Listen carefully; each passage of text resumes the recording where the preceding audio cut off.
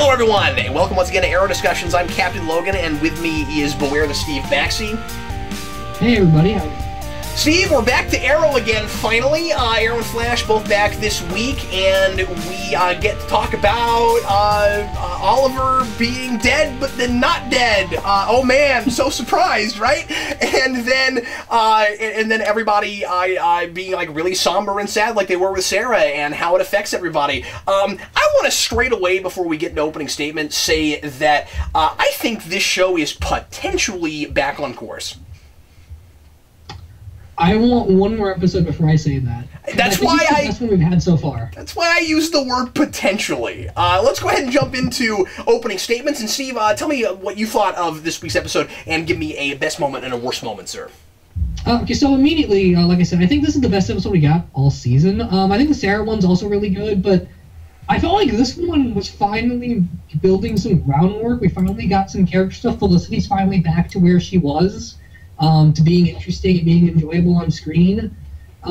If you forget for a minute that the Malcolm stuff doesn't make any sense, the Thea stuff doesn't make any sense, and Roy's partnership stuff doesn't make any sense, we've done some stuff here with like Malcolm being depressed that Roz is going to kill him, and then panicking. And Diggle still sees Oliver as like the guy he has to protect and all that. All of that's still, I think, really good. This episode still had some clunky dialogue, it had some clunky moments, it was really action-driven, but I thought ultimately the way the characters settle on the fact that Oliver is potentially dead was really good, especially the scene, and that's my best moment. When Diggle is telling Laurel that he still thinks of Oliver as someone that he was hired to protect, and he can't get his mind out of that even despite the fact that they've been through all this. I thought that was a really good telling scene. Yeah. Although that's weird, because that's a scene with Laurel, and then my worst moment is at the very end when we get Laurel as the new Black Canary, which I just don't want, and she didn't deserve it, and the costume doesn't look that great, and her one line was not even that clever. Yeah, well, you know, it could have been handled a lot worse. It's one of those things, it's kind of like Barbara this week, where she has such little screen time, it's hard to be that annoyed about it. That's true. I guess it's just because now we're capping off an otherwise pretty good episode with replacing a character I really liked with a character I really hate. I'm with you. Now, I will say that it is interesting on paper because you have like the next generation of Black Canary and essentially the next generation of Green Arrow or of Arrow, I guess, in the show, and both of them were kind of created by Oliver, and they're trying to take up the slack for him. On paper, that's interesting.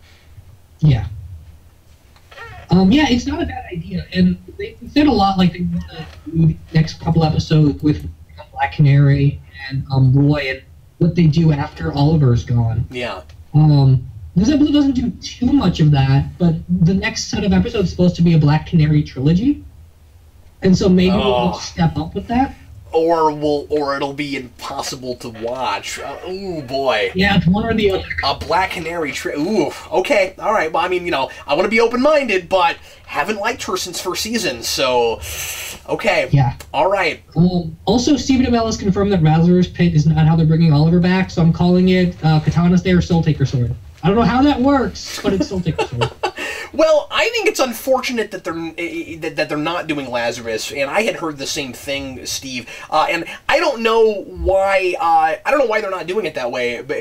Because like we already avoided it in the Dark Knight movies because it's not, you know, grounded enough for those, or they felt like it wasn't grounded enough for those movies. I still think that a case could have been made when you had those blue flowers and all that. I think it could have potentially worked. I know not everybody feels that way, but that I don't know. I still think it could have worked. But like, there's so much comic book stuff that we've gone to now that we've added Flash to this universe and decided that it's not as grounded as it was. Why aren't we doing Lazarus Pit if we're doing Ra's al Ghul? Especially because we know he's been around for a really long time. That he's got the whole immortal thing going on. Why do we have to not? Why are we not bringing in like the most iconic thing that's connected to him? I don't understand that.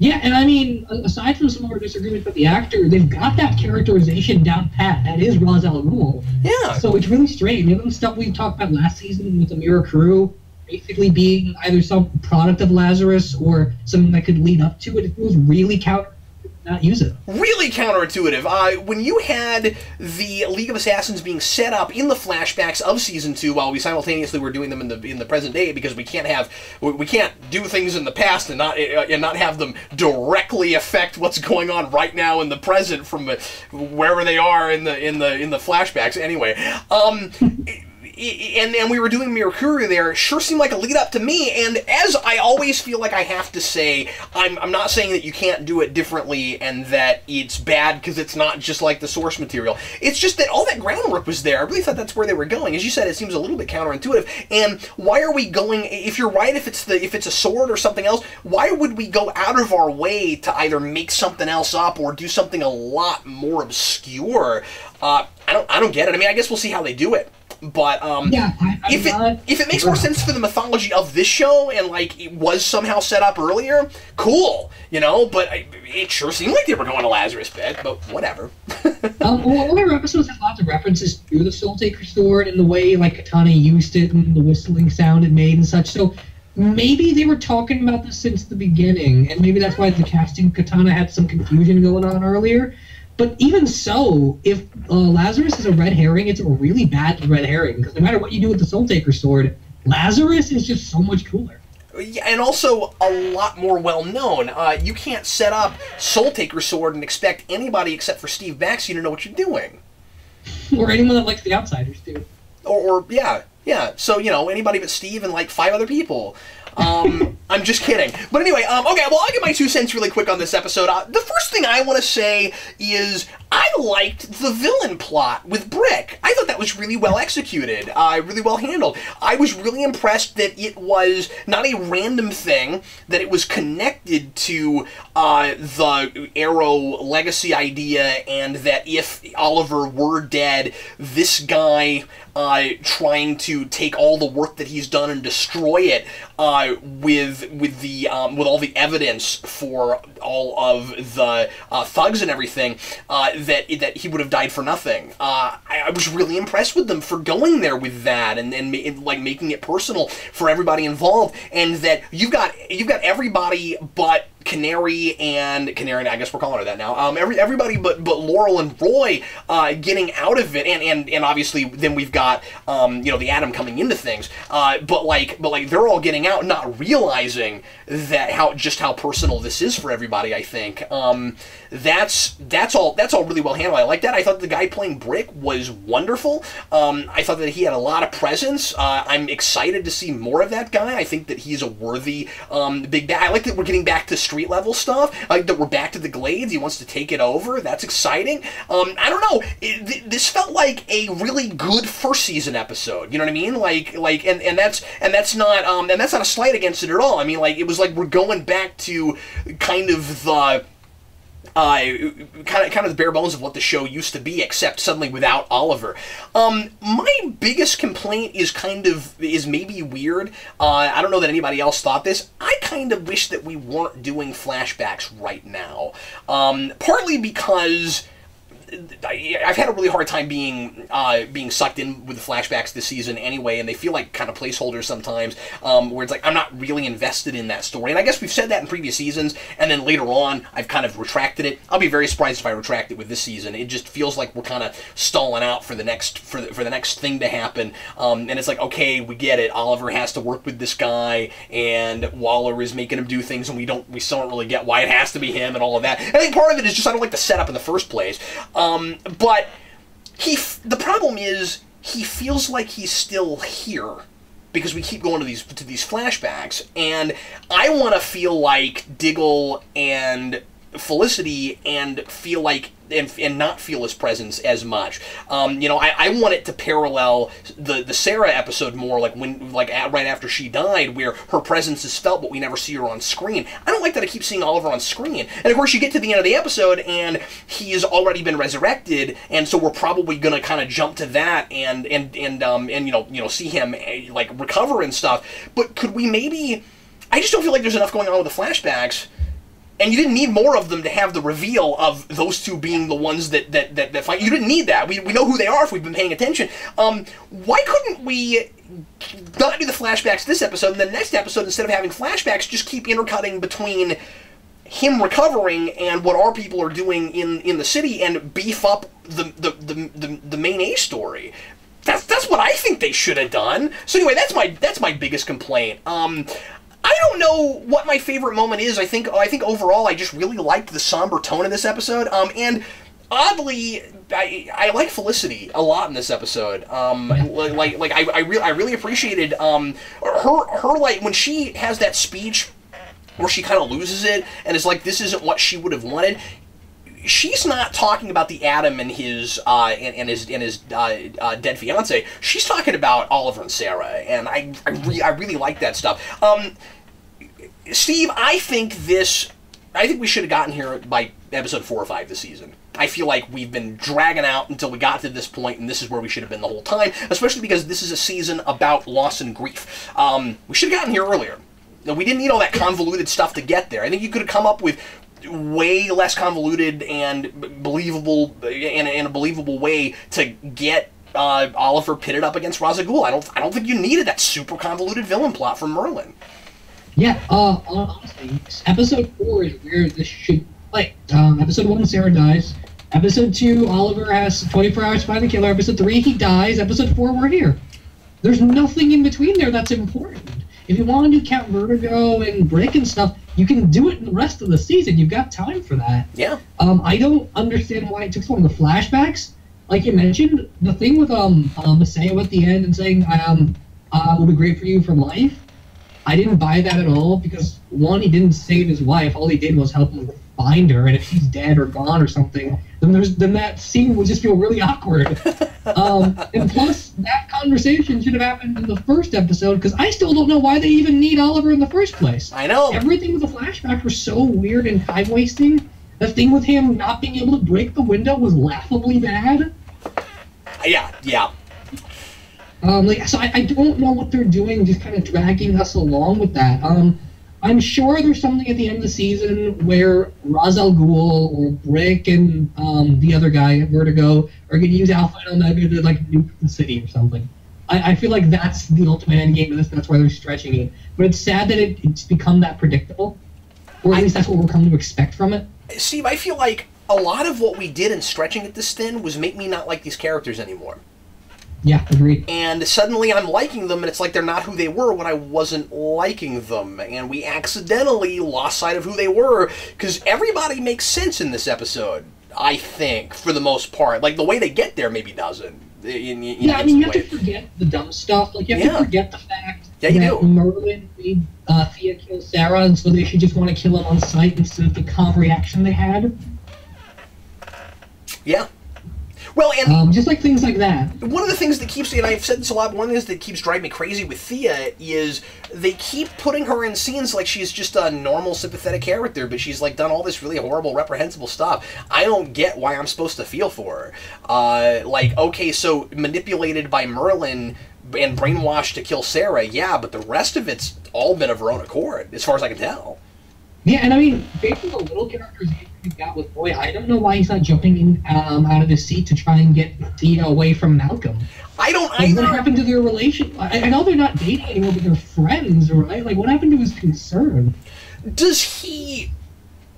Because I'm just forgetting... Do he and Felicity know about the fact that she's been training with Merlin? They know that, right? About the training with Merlin thing, I'm not sure, but I know they know about, Merlin and her are involved, and they're doing things. Okay, well, regardless of the training bit then, that thing toward the end when Diggle's come to think of it, I don't know why we don't just tell Thea that Oliver was the Arrow now that he's dead. No, that's a really bad idea.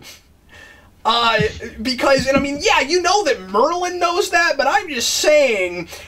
you can't trust her, so if she has any involvement with Merlin whatsoever, and I think that they and Oliver have all been, way too trusting of her, and they've been really dumbed down just so that she can hang out with Merlin and be trained by him and stuff, and yeah, that stuff is still really weird and not working. And somebody in the comments, when we talked about the mid-season cliffhanger, said, well, you guys are making too many leaps about what Merlin's endgame is with having Oliver fight Ra's al Ghul. That maybe he's lying and that it's not to save his own butt, but it's actually to get Oliver killed.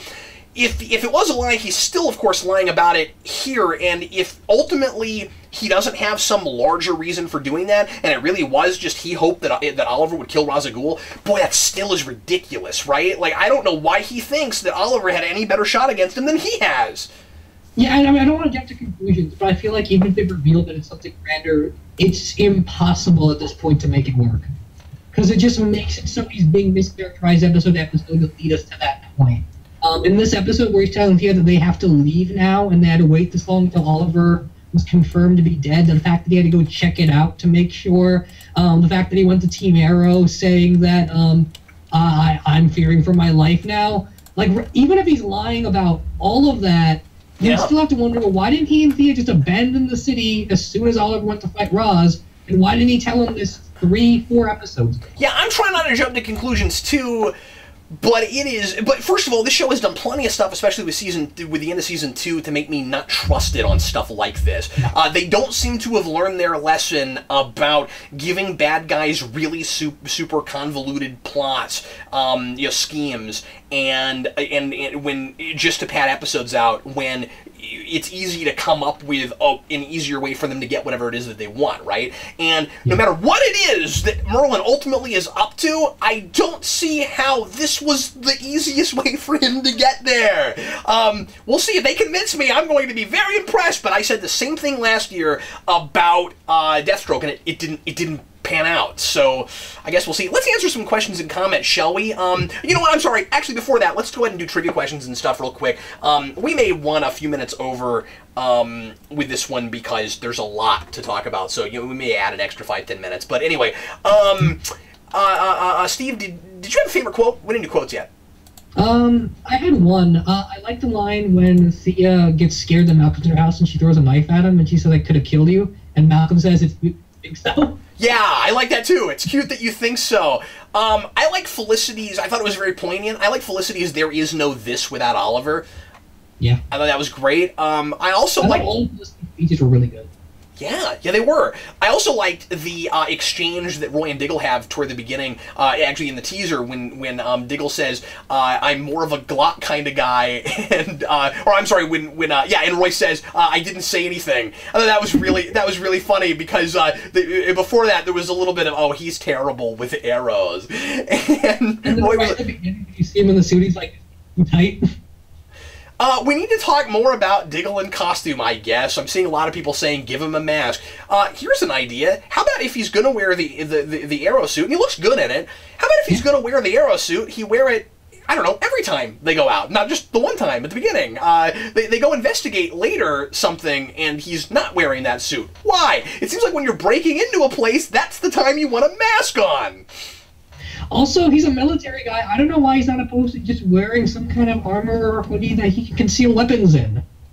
Yeah. And even for a practical purpose, what good is it doing him to run around in jeans and a coat? Yeah. And there's been this amusing back and forth in the comments where people are like, give him a mask, give him a car. So, yeah. Did you have... Do we have any comic book references? I'm sure Brick is comic book. Yeah, Brick is comic book. He's the only one I caught. Okay. Did you have a trivia question? Yes, it's about Brick. In the comics, Brick is killed by a villain that's appeared this season. Brick. A villain that has appeared this season. That's cool. Okay. All right. My question is, what image does Roy use for his practice targets at the beginning because they scared him as a child?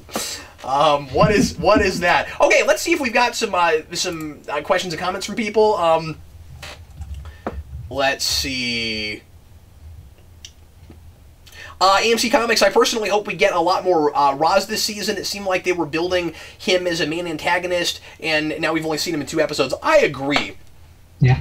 What would have been really nice is if, well, actually that wouldn't have made any sense. I almost said what would have been really nice is if Oliver woke up and then Roz was standing there, dun dun dun. But that wouldn't make any sense at all. So anyway, whatever. But I kind of hope that he yeah, has more to do this season. But then the problem is, the more you use him, the more I'm afraid things break down, because I don't buy that he cared enough about Sarah to do... Anyway, that whole thing. Yeah, I'm almost wondering if at this point Roz may not be the big bad here, and we'll drag him over in season 4, and I'd be okay with that, because he works better sparingly. SpiderHam, I don't get why people keep insisting Ray is so creepy. Could someone please elaborate that point for me so that I may comprehend? Steve? Is Ray Palmer creepy? I wouldn't say he's creepy, but I have no idea what's up with the guy. He's really strange. I still don't get a beat on his motivation. I don't either.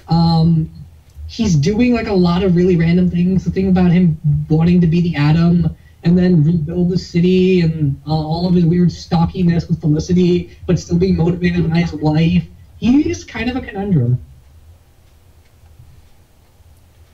I'm with you. I mean, I don't get it either. Once again, I liked the exchange with him and Felicity more here. I liked that I liked the moment when he tried to get her to back off about his fiance and stuff, just because there was, some real emotion and stuff behind that. I mean, that felt to actually kind of come from a place, but still, it does strike me as a little bit generic so far. I don't know. I still get why people are acting kind of elevates him. Yeah. Yeah, it does, but still not enough for me yet. I don't know. I guess we'll see. Farmer Yeti says Ralph is the best part of every episode. I'm still not feeling that. I like the actor. I just AA1E2R3. I thought Ralph was great in this episode, especially when he said not to bring in his wife. You're agreeing with me on that part. He won me over a little bit there. Do you still think that they're Steve, like Eric has said, that they're trying to kind of play him up as the Tony Stark for this universe? I got a little bit of a vibe off from that with this episode, just with him building stuff and testing things. Well, he has that line of, well, who wants to go out in the night through the city with an exoskeleton that he built? That's pretty much Iron Man. I feel like these guys think they've got Iron Man, but they don't understand anything that makes that character tick, and I think we talked about that before. We have. It really does feel like they just want Brandon Routh to be Iron Man, and that's weird, because I think Routh would have been a really good casting choice if they had to replace Robert Downey Jr. Routh or Ben Affleck, they're both tied up now. I mean, maybe not Affleck, just because they would want to go for, somebody young enough that they wouldn't have to recast him again in a few years, but, I don't know, Ralph? Really? For Iron Man? I mean, I think he's working here, playing it like Iron Man. The script's not just giving him anything to do. I think he's playing a totally different character. I don't think he's the same kind of arrogant. Well, he's like the Ted Kord comic arrogant, and Ted Kord comic is a lot really similar to comic Iron Man in places. So yeah, I feel but like if he's not going to play Downey, he's going to play comic Iron Man. Yeah, okay, but I'm just saying when they replace Downey, they're going to look for somebody that can do what he is, because they're not going to go for a brand new interpretation of that character after we've had him in 6 films. No, that's fair. It's just not. Oh, okay. Albiano, I love John Barrowman, but this whole killing Sarah thing is just a convoluted way to bring him back on the show. Yeah, I agree. I mean, I still say if we had killed him off at the end of season 1, he's a character that makes sense, and as soon as he's brought back, I don't understand what's going on with him. I mean, and you could say, oh no, well, Cap, it makes perfect sense. He just is trying to survive. That's a pretty convoluted way to not get killed. And plus, I feel like he can protect himself. I mean, yeah, the League of Assassins is supposed to be super scary and like nobody can beat them and whatever, but he was trained by them. I don't know. There's a difference between, like, showing me a thing and making me buy it, and just constantly telling me a thing. He can't win, so now I'm supposed to think that he can't win, or he can't get out of jails, or he will break out of any cell you put him in. So I'm supposed to just, okay, and I mean, Oliver buys it too, and I'm supposed to just go, oh, okay, well, you told me that, and so then, yeah, I don't know. Storytelling doesn't work like that. Yeah, and retroactively, it's going to fall apart, because it's going to make you wonder, season 2, why didn't he just steal some of Slade's Mirakuru? And then kill Roz himself. Divid22, Slade is Lord Zed, and Amanda Waller is Rita Repulsa. Okay. Alright, that's amusing. So Oliver is Tommy. Yeah, because he's Tommy Oliver. Yes. No, I believe Tommy can be the Power Ranger that died. I believe we've made that joke before. Let's see. I'm just looking over a few more. Oh, that's hilarious. Somebody, let's see, LVC Ibreros85, doing the Juggernaut B word from X3 with Brick. That's kind of funny. The Bricker. That's amusing. Okay, well, why don't we go ahead and reveal the answers to our trivia questions, and we'll go ahead and finish up here. Steve, what was the answer to yours, sir? The answer to mine was Cupid. Cupid killed Brick and acted like it was a gift for Oliver in the comics. Oh boy, what if they'd done that in this? Oh, what if what if they do that in this? I want Cupid back, so maybe that can be funny. I want them to make another Cupid episode just so that we can argue about it again, because I don't know what you're smoking. I think she's awful. And okay, fair enough. It's the only decent episode this season besides this one. No, it's not. No, it's not. It's awful. It's one of the worst episodes this season. You're wrong. And, it's worse than The Climb. It's worse than everything that didn't make any sense in The Climb. Yeah, harder to watch. I mean, okay. One of my least favorite. Can I go there? Sure. There were episodes if that episode was at the beginning of season 2, it would be terrible, and I would hate it. There were episodes that made zero sense, but were easier for me to get through because they didn't have that character in them. I just didn't like her at all. Good. Just me. Well, there are certain episodes when I finally get back to Crypto Freaks that you're just going to want to skip then, Steve. All right, the answer to my trivia question, of course it's Cupid. I should have said that, because we all know how much you like Cupid. You must just find that actress attractive. That's what it is. I'm just kidding. It's not that simple. But it may be in there somewhere. Yeah. What image does Ray use for his practice targets? Clowns. He's scared of clowns. I'm liking Ray more and more. I mean, not Ray. No, wait. Yes, Ray. I'm not liking Ray more and more. I like that thing. For a minute there, I was thinking that was Roy. Why do we have to have a character named Roy and a character named Ray? And then I was like, is Roy scared of clowns? No, that was Ray. Anyway, sorry about that. That was fun. That was funny. I liked that. That kind of little quirk thing. But unrelated to that, I am liking Roy a lot all the time, even though I'm still with you that Roy, staying with Oliver when he did and stuff didn't make a great deal of sense. But anyway, any final thoughts you want to throw out, Steve, real quick? Just a couple. I'm kind of curious to see where this Alpha and Omega thing goes. Not because I think it's going to be any good, but I'm interested enough to see how they somehow managed to rope it back into the main present story. Because I don't know what they're building to anymore. Are they building to Alpha Omega? Are they building to Roz? Are they building to a gang war? There's just so many things going on now. I kind of just want a concrete answer. Are they making the same mistake they made in Season 2, where they're doing so much at once that they can't possibly pay it all off in a compelling and believable way? It seems like that New Slade was behind everything. That would be hilarious. He's back. It's possible. Oh my god, I wouldn't put it past him. I really wouldn't. But having said all that, I mean, we're down on the season on the whole. There is a lot of potential here, and I just wish that we had gotten to this like 5 episodes in. That's all. Well, everybody, thanks always for watching. We sure appreciate it. Live viewers, thanks a bunch for all of your input. And if you would like to add to the discussion and you can't be here for the live show, send us questions and comments about the next episode after you've watched it to Geekvolution.com at the contact page. And we appreciate you. We'll see you again next week. I'm Captain Logan. I'm Steve Baxi.